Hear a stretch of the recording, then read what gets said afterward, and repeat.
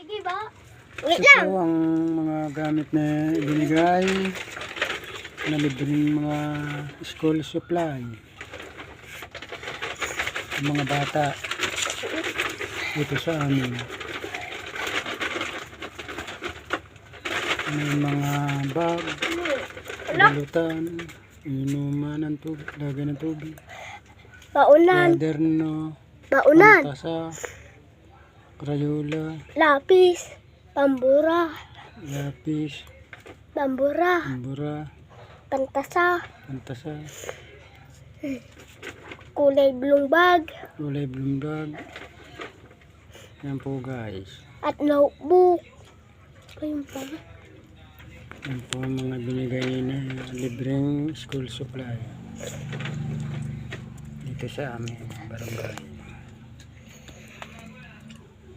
Bili. Tama na.